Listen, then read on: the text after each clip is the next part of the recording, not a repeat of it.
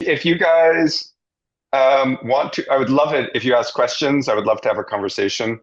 Um, I've sort of taken my standard talk, but this is a small group, so I have no need to get through every slide. I'm going to talk about one project, but most of the talk is going to be focused on sort of my overall approach and perspective. Now, I'm used to talking to neuroscientists and physicists. You guys are an even more diverse group than my lab, which is intellectually diverse, which is sort of saying something. Anyway, my lab has these days two parts: an experimental part and a theory part based sort of focused on NeuroAI. I'm not going to talk at all really about the experimental side. I'll just say a couple words, which is that for the better part of 10, 15 years, a lot of my lab has been developing a suite of tools to convert the problem of neural circuitry into a problem of DNA sequencing.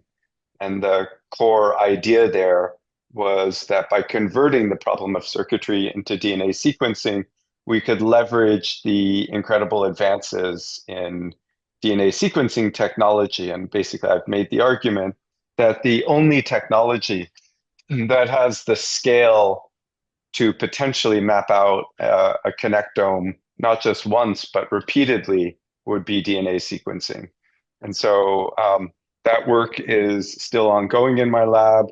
And I hope that by the end of this talk, you'll get some idea of why I find that an interesting and important approach I'm not going to talk about the technology. I'm happy to talk about it at any time. So, when I was a kid, I watched probably too much science fiction, and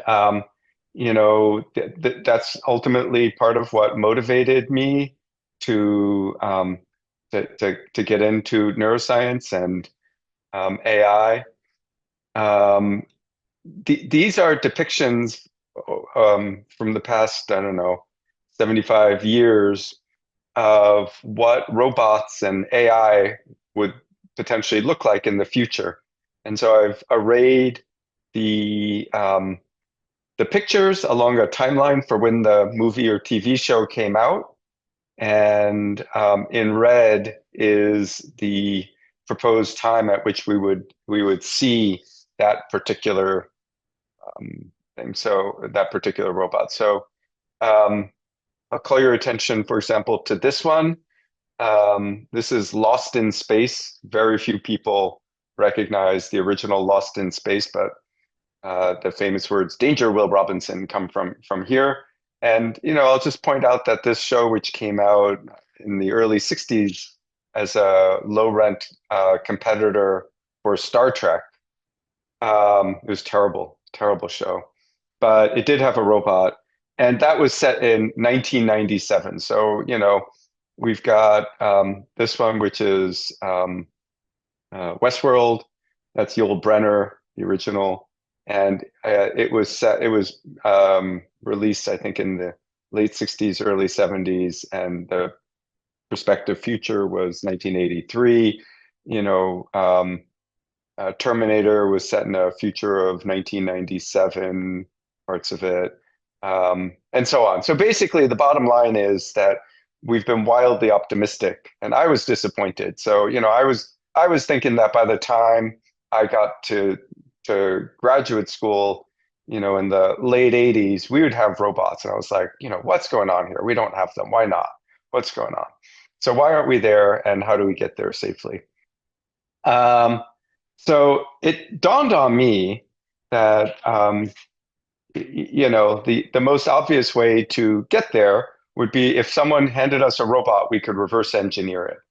And no one was handing us a working robot, but they were handing us life and brains. I was pretty sure that brains had a lot to do with what caused us to be intelligent. And I wasn't the first person to have this thought. This is famously a quote from Richard Feynman, who on his board on the day he died was written, "What I cannot create, I do not understand." And that has been taken by some to be the idea that we're not really going to understand the brain until we can build one. He also wrote, know how to solve every problem that has been solved. So one of the teaching points of this for me has been that if ever I go on a trip, or even if I just leave my office, I make sure to have smart things on my board just in case, because that's what I'm going to be remembered by. So I have to, erase anything that's wrong. So, the whole vision of NeuroAI is to reverse engineer the brain, and we believe, those of us who do NeuroAI, that this is a virtuous circle, that building a brain helps us understand what's important in brains, and understanding how brains work helps us to build better brains. So how would we know if we succeeded in building an AI? Well, the most famous and traditional sort of test for that is the so-called Turing test. He called it, so Alan Turing, of course, was one of the fathers of modern computing. And he proposed what is now known as the Turing test, what he called the imitation game. And basically the idea was you have a machine and a human, and they're competing, trying to convince this person that that they are a human. And for a long time, so that was the idea. If an AI could get to that point, then we could just say that we've built an intelligent machine. And that raises the question, right? Does modern AI pass the Turing test? I asked this of ChatGPT a little while ago, a couple months ago, gave this long answer. But the bottom line is that by any reasonable measure, ChatGPT passes the Turing test. Now, some people might quibble with that, but and if you actually were to subject the actual ChatGPT to a Turing test, it would fail. But that's partly because it's been programmed to number one, tell you repeatedly that it's an AI. If the goal were to modify it slightly to pass the Turing test, I think it would. Does that mean that we have successfully built an intelligent machine? And I think the answer is no. There are some pretty clear cases where we can see that AI is still not perfect. This is a beautiful image, and I think it reflects both the strengths and weaknesses of AI. It's really just a wonderful image. You see the unicorn's horn going through the man's head, and there's just something wrong with that in just the right way. So AI fails, but in seemingly unexpected ways. And so the question is, can we make sense of that? So, this is an old slide, or actually it's a slide of an old failure, but it illustrates the core problem of all AI systems, which is they fail on edge cases, and that's as a result of the way they're trained. So this is a classic failure. A cow on a grassy background is correctly identified as a cow, but a cow on a sandy background is called a camel.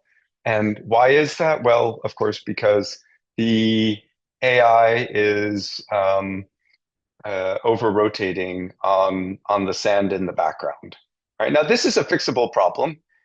This paper is, I think, from 2017, and I very much doubt that a system today would make exactly this mistake. But the problem is that fixing mistakes like this really amounts to a case of whack-a-mole, right? So we can fix this either by showing, like the most obvious is to show the AI lots of pictures of cows on sandy backgrounds and labeling them cows and not camels, and it'll get the idea eventually.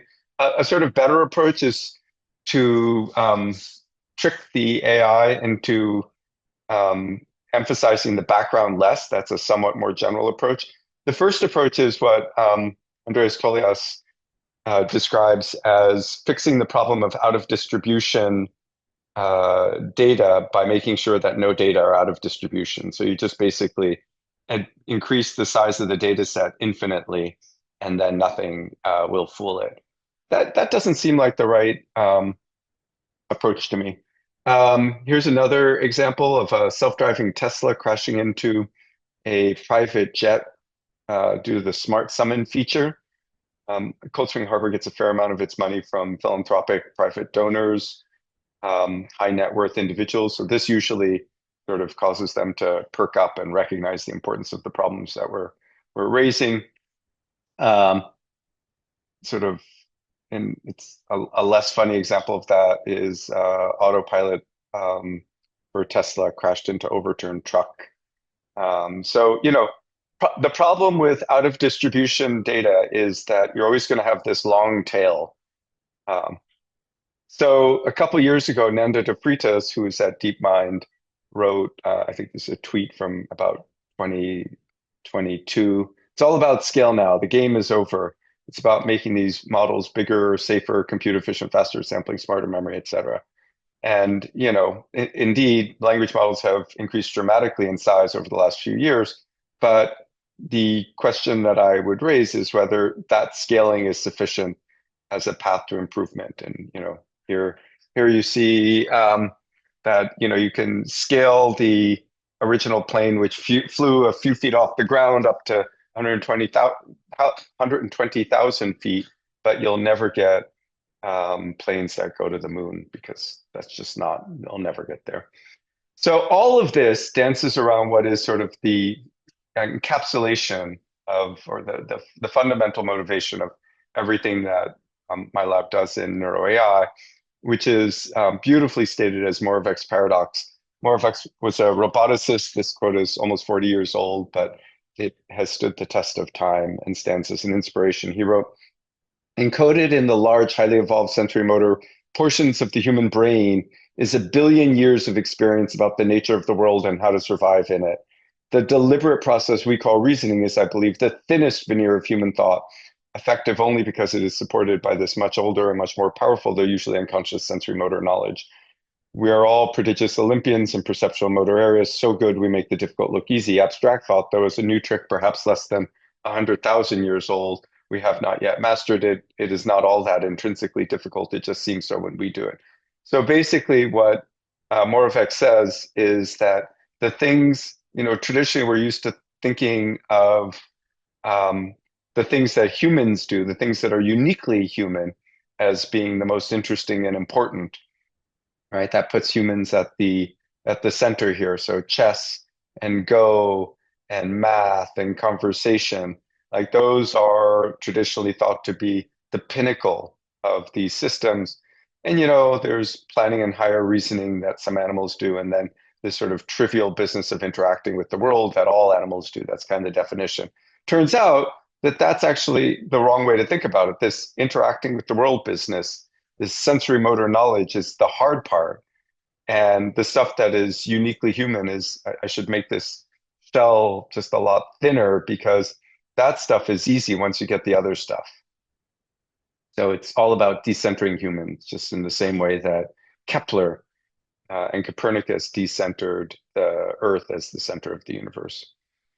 So Moravec's paradox explains why, Google, AlphaGo defeated the world champion in Go almost, what is it, 8 years ago now, but we still don't have robots washing our dishes. We don't have Rosie washing our dishes. So the usual counter to this when I bring it up is, sure, like I would say that 99% of AI engineers reject this idea. They say, sure, brains have served as the inspiration for humans. I mean, brains have served as the inspiration for AI, but once you have that basic inspiration, it's time to move on, right? We don't study feathers to build better planes. And my argument to that is, well, if our goal were to actually mimic what birds do, if our goal were to achieve artificial general flight, which is the analog of so-called artificial general intelligence, then actually we probably would study birds, because a jet fighter can go fast in the same way that, a computer can multiply many numbers in far more numbers than a human can. But no artificial flight system can capture a fish from the water or hover in front of a flower. Okay, so uh, that is sort of the vision. Neuroscience has been the inspiration for most major advances in AI and can continue to be. So I'm going to touch upon three areas that I think are particularly fruitful for drawing on neuroscience, and then dive a little bit into one project in one of them. So the first really tough problem is the so-called alignment problem. This comes in many forms. It's something that keeps lots of AI researchers up at night. It's the AI safety problem. One particularly vivid encapsulation of it, articulation of it, is this thought experiment from Nick Bostrom from about 20 years ago, the so-called AI paperclip maximizer. Suppose we have an AI whose only goal is to make as many paperclips as possible.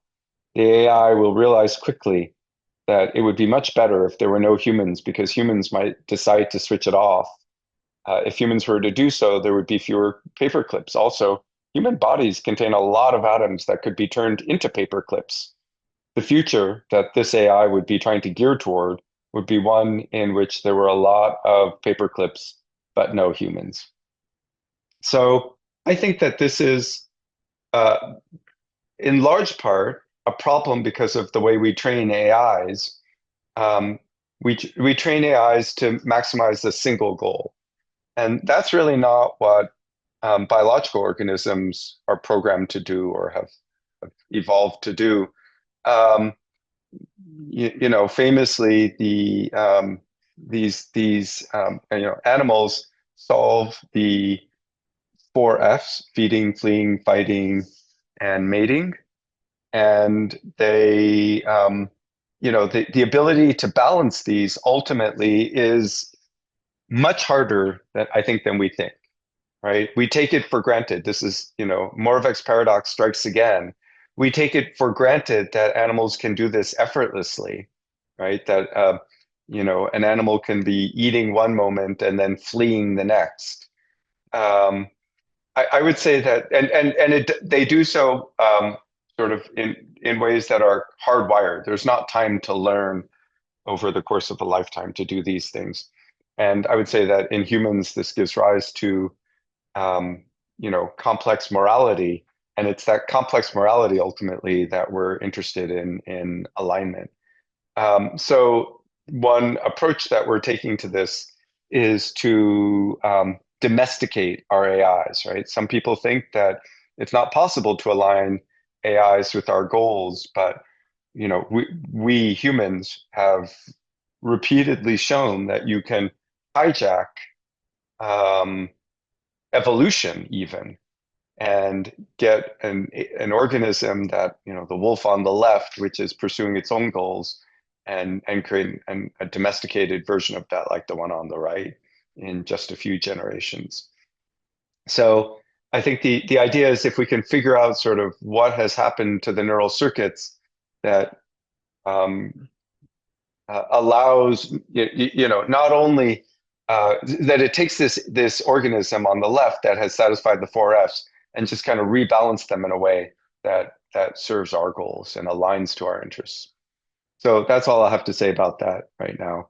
It's an ongoing uh, project in the lab, still relatively early stages, but we're pretty excited about. The second, and this is probably the lowest hanging fruit um, for NeuroAI, which is the energy problem, is, it's hard to know exactly how to make the quantification, but it would not be unreasonable to say that brains are at least more than 1,000 times more energy efficient than GPUs. Um, it is a fact that the human brain uses about 20 watts. It's not quite clear what to compare that to, but for example, serving up a large language model might be one thing you'd compare it to, and then you get a number like 10,000 watts. Certainly, you could compare it to training an AI model, which is one of the big costs of LLMs.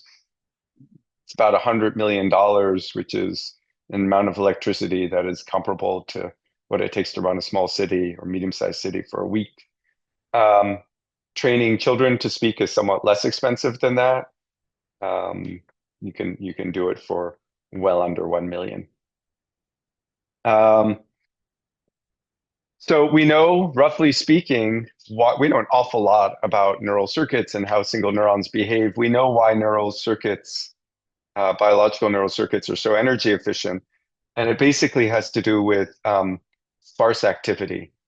Basically, a neuron in the cortex, in the human cortex, spikes maybe once every 10 seconds.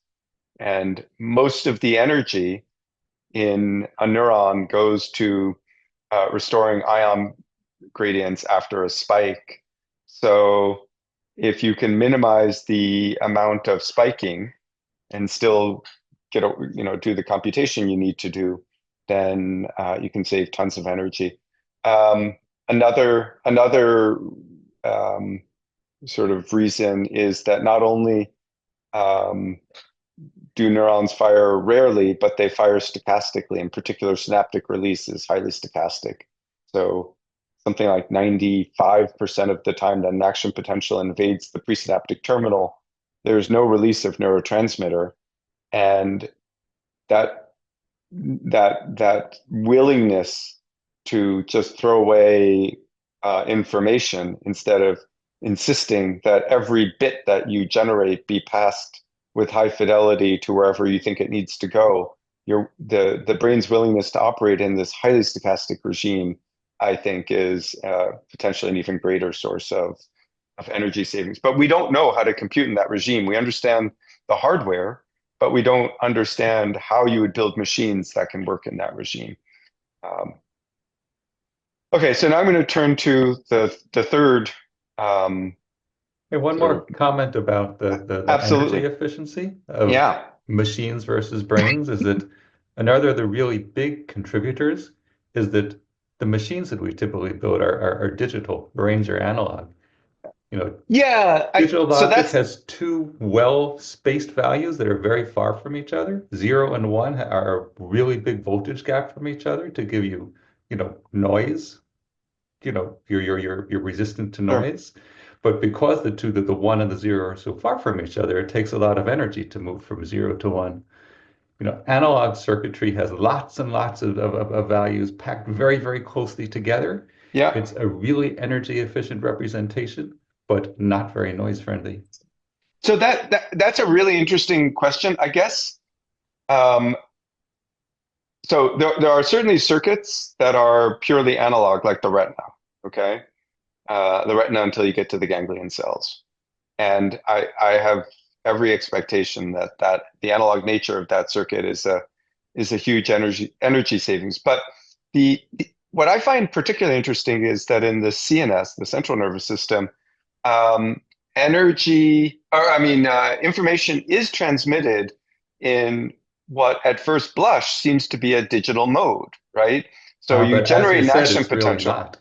Well, but I think it's a hybrid, right? And Yeah, I guess yeah, I would yeah. say that the way that a cortical neuron operates is that it gets a bunch of inputs, it integrates them in analog, then it either does or does not generate an action potential. And that process is like the propagation of action potentials is actually extremely reliable and digital. And then It what is. happens is that at the other end, that's where the stochasticity comes in. So there's, there's an analog process, and then there's a weirdly stochastic digital process. You So I send would a add 0 or one more 1, but most of the process. time you throw, what's that? I would add one more process to that, which is that Yeah, even though spikes, they either happen or they don't, and that seems like a binary process. There's information, as far as most people believe, being encoded in the time delta between spikes, absolutely. 100%. and 100%. that's analog.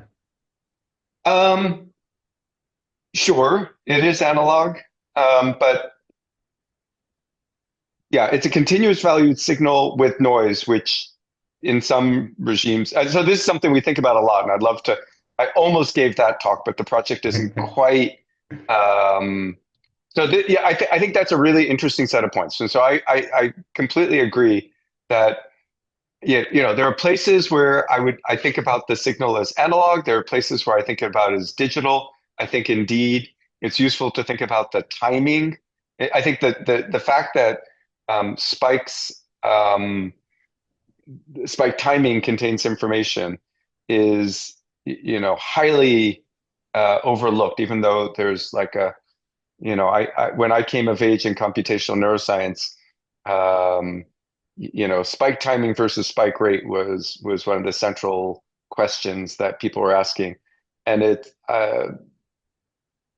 I would, yeah, anyway, it's a whole other discussion that I'd love to have offline. So yeah, I agree. I think understanding the sort of trade-off between analog, digital, and noise, and just sort of you know coming up with a new paradigm for computing with real neuron-like elements is absolutely key. So, like I say, this is one of the projects that I'm very excited about.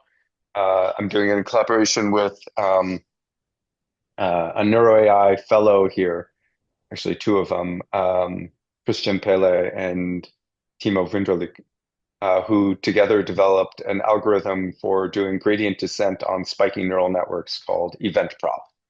And so we're sort of pushing that a little bit more. Anyway, let me go on, but I point well taken. Let me go on to this what I would call the learning problem. And this is sort of what I've been thinking a lot about for the last few years. So AI relies on learning. So, or what people in artificial neural networks call learning. And here's one version of the basic paradigm. This is supervised learning.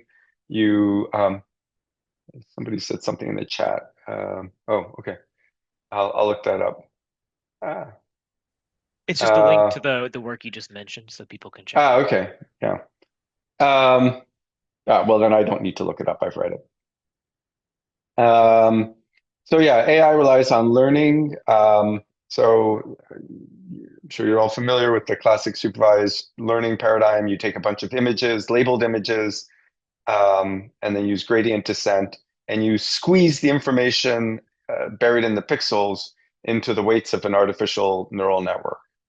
Um, so one key fact here is that neural networks typically start tabula rasa, blank slates. They're initialized to a bunch of random values, and because of that, you need a lot of examples to train them.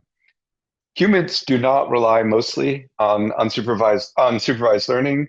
Labeling objects every second for a year would be something like 10 to the 7 training examples, which is really too small a number to get any traction.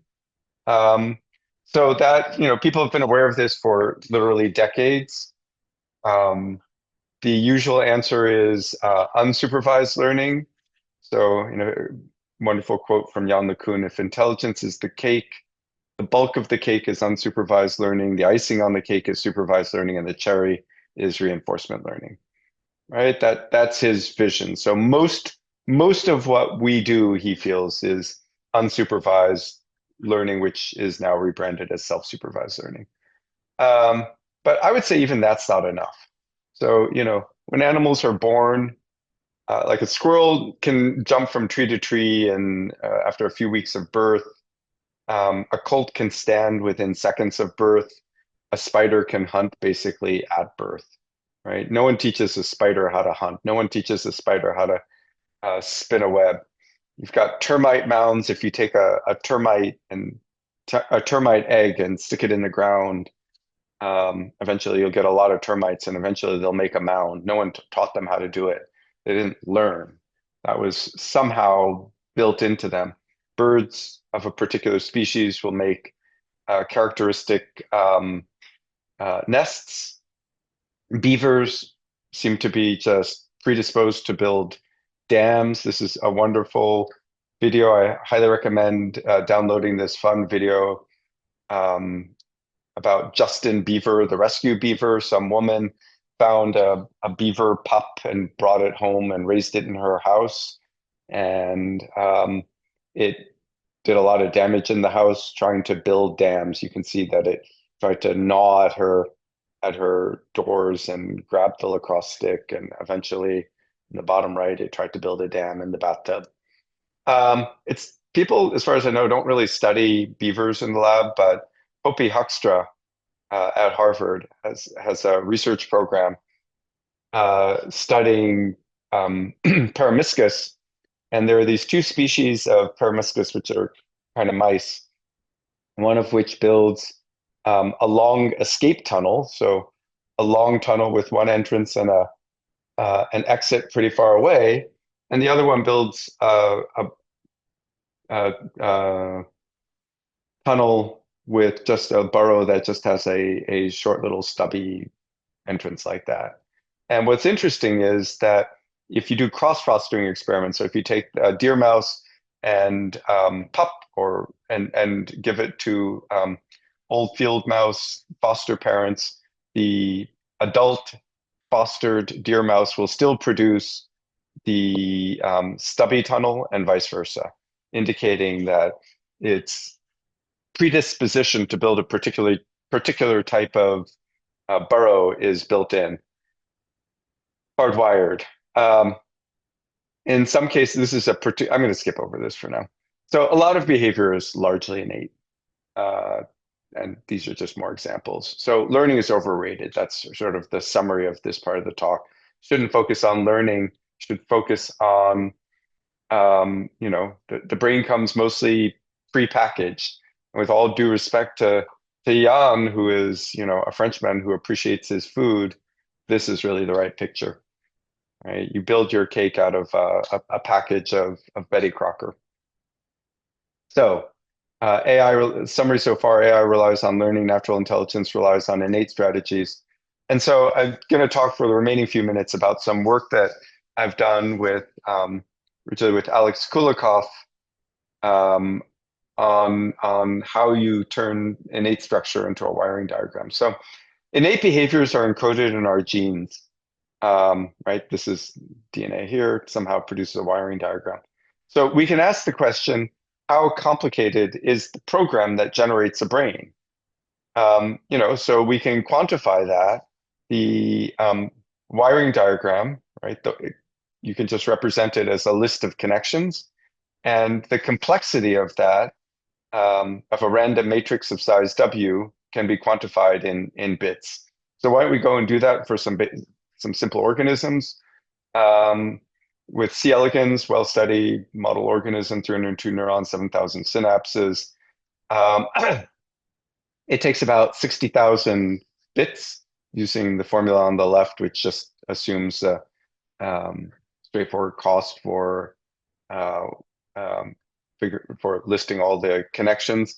And you can see that those 60,000 bits would fit very comfortably into the C. elegans genome with room to spare. So there's really no conundrum, no challenge here. It is easy to understand how the C. elegans wiring diagram could be hard-coded in its genome. So yes, every connection could in principle be explicitly specified in the genome. Now, what about a human brain? Here we run into some trouble. The human genome is 10 to the 9 bits, and the connectome, under some simplifying assumptions, could be maybe of order 10 to the 15 bits. So, that comes from basically 10 to the 11 neurons in the human brain, and each neuron connecting to between 1 and 10,000 other neurons. So if you had to make a file that encoded all those possible connections, it would be of order 10 to the 15. So even if every single nucleotide in the human genome were devoted to specifying the wiring diagram, there still wouldn't be enough. So, a missing factor of 10 to the 6 at least. What's going on here? Well, is it really a mystery? We know that this not really a mystery. What it is that the wiring is not a list of connections. The wiring is specified by a more efficient set of rules. And so what I was describing on the left were the limits of what it would take to specify the wiring diagram of a random network. But if we knew that the wiring diagram had structure, we could write a program that could far more efficiently specify the wiring diagram. So, if I wanted to wire up a brain whose connectivity matrix was the one on the right, it would be, 3 lines of code, whatever. It'd be connect to your 4 nearest neighbors. And so the conundrum is that the real brain is somewhere between a particular random network, that is specified, and the particular structured one here. And so that has led us to start thinking hard about like what kinds of rules are used in the cortex thing, and can we compress the wiring diagram, and is there any utility to that? Yes, so here's a digression on rules and programs. This is basically a pointer to the idea of Kolmogorov complexity. So you could have some very simple lists like this one, right? 2, 2, 2, 2, 2, 2, 2, no matter how many twos there are. It's a very simple program for I equals 1 to whatever, 100,000, print to end, right? Some lists are complex, seem complex, but are actually quite simple. And, here are the digits of E, and, I can write down a program. So the digits of E never repeat. They're not as simple as the one up there, but there's a simple program that I could use to generate those digits. But some lists, in fact, the vast majority of lists and the vast majority of wiring diagrams seem complex and really are. And so, if I give you this particular string of digits, the shortest possible program is just that list itself. There's nothing better that you can do. And this whole notion is the notion of Kolmogorov complexity, which is defined as the length of the shortest program in bits that generates a particular sequence. So our contention is that the description length or Kolmogorov complexity of the wiring diagram of actual brains is maybe a lot closer to E and not so much like this random list that I had here. It's clearly, sadly, not as, in most cases, not, maybe the retina is a little bit like all twos, really easy to understand. But we think that there are rules there that encode the wiring diagram, that may not be obvious, but nonetheless have a shorter description length than just these set of all connections. All right, so here's the problem, right? We face is that there's a genome here, which is small, or at least the number of bits to describe the genome is small compared to the number of bits in the wiring diagram. So yeah. So let me tell you about the algorithm that we developed here. So let's say that this is work with Alex Kulikov. It's yeah, there it is. It's published. This slide is a little, yeah. So our genomic bottleneck algorithm. Our goal is to compress the weight matrix W while still maintaining performance. Compression will be performed via a genome. Okay, and this was published last year. The graduate student who just finished up, Sergei Shuvaev, an undergrad, Divyansha, who is now doing her graduate work at Georgia, and Alex Kulikov, who's my colleague here at Cold Spring Harbor. So here's the basic setup. Here's a network that solves the MNIST digit recognition problem. So you give it a bunch of pixels, a digit, and you pass it through this MLP, multi-layer perceptron, and it is supposed to give the correct label, a 2 or a 7 or whatever. So any information that we learned about the ensemble of pixels corresponding to digits is contained in the weight matrix W. So here's the basic idea. We have a weight matrix W that solves the problem, and we want to compress that into a different representation G, which we'll call the genome, such that when we uncompress it over the course of development, it produces an approximation W star that is close to W, where close is defined not necessarily as mean squared distance between the individual weight elements, but rather in terms of the performance of W star on this data set. So this is the goal that we set ourselves, right? Our goal is to compress the weight matrix W while still into a weight matrix W star that's an approximation of W while still maintaining performance. This is a lossy compression problem. So W star is not exactly W, but it's close in some sense. In fact, in the sense of performance. And the compression, the compressed version, is stored in what we'll call the genome. So one way to write this down is that we define a loss function on G that has two terms. One is just that it contains as much as possible about the original W. So this is the error on of W star on the test data before we've trained W star at all. And then there's this other term, which is the entropy of G, the size of G. So we would like the smallest network possible that gives us the best performance possible. And those are sort of two terms that trade off one another. And this was inspired by Tali Tishby's information bottleneck, and it's related in some ways to a lot of other approaches, such as weight pruning, but we sort of take it from a different angle. Okay, so how do we do this? So let's think about the original network, which we'll call the P network for phenotypic network. It has a bunch of inputs, X sub I, and a bunch of weights, Wij, to produce outputs. Okay, so the X sub I here are, let's say, pixels in MNIST. What we're going to do is compress that using a genome, which is itself an MLP.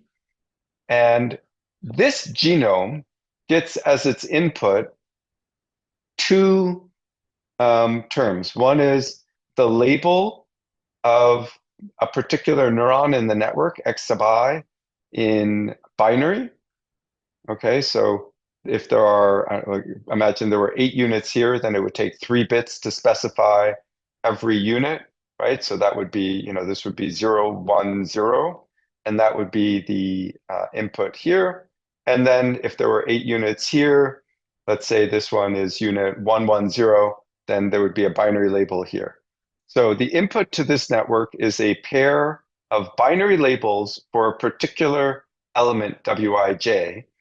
And that now represents a large training set. We ask the network to learn to predict each one of these elements, Wij, from this big W in the P network. So the input, yeah, okay, all of this, I just said that, yeah. Okay, so then what we do is we go through a cycle. We start with this this approximation, okay, W initial, which is our estimate from the decompressed network. Then we train that to good performance, and then we compress it. And we keep doing this, going around and round and round, until we find networks that are both compressible and performant. And the key point there is that there are many, many networks that potentially solve any particular problem, such as MNIST. That's the nature of overparameterized artificial neural networks. And what our algorithm does is it finds the one of the subset of those networks that not only solves the problem, but can actually be compressed by this algorithm. And so we have to go around this cycle a bunch of times in order to find one of these networks. So one way to think about this is it's not real evolution, it's Lamarckian evolution, which, by the way, is a much better algorithm, I believe, than Darwinian evolution. It just can't be biologically implemented. So we've gone ahead and implemented Lamarckian evolution.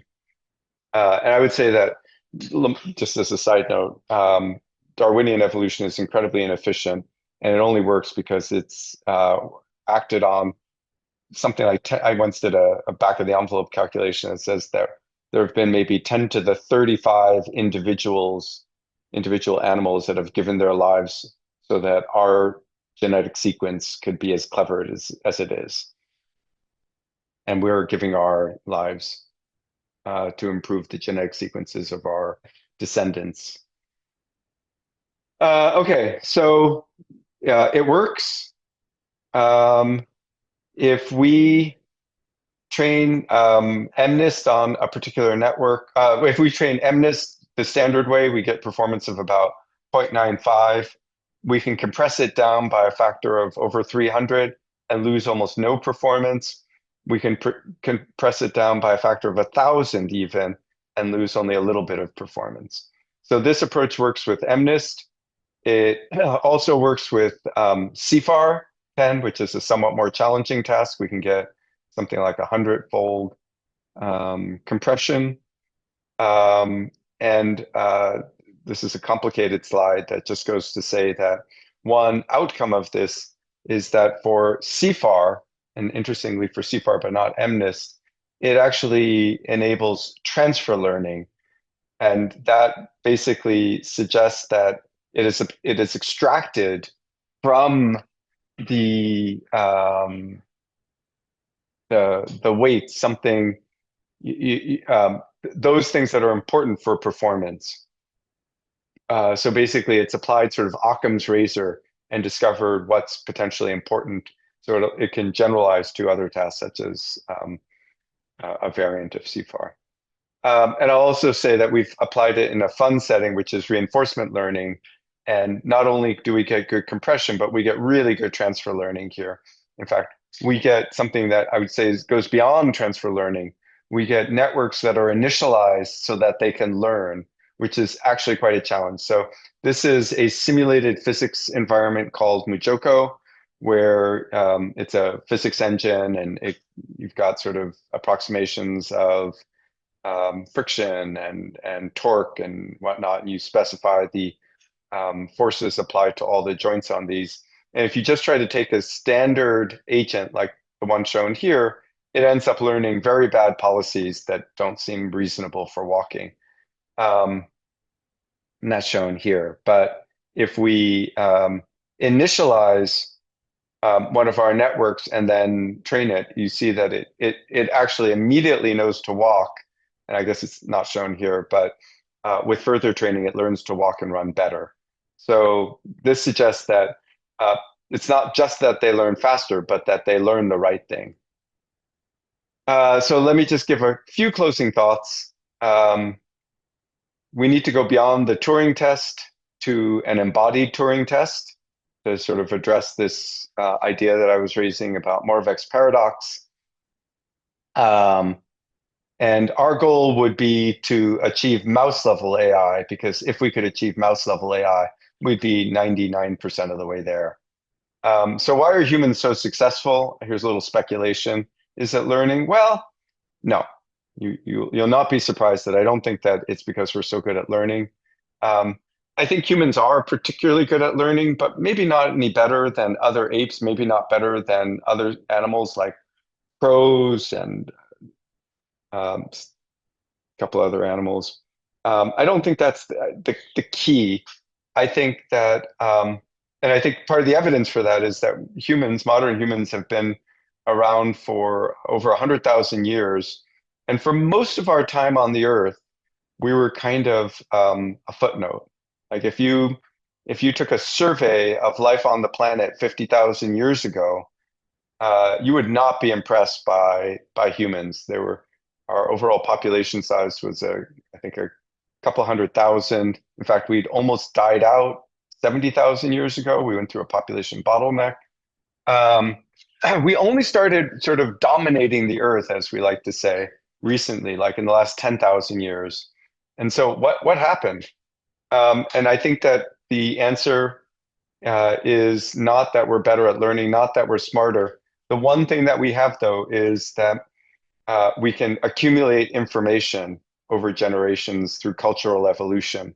And that's enabled by language. So language was the big insight, was the big advance.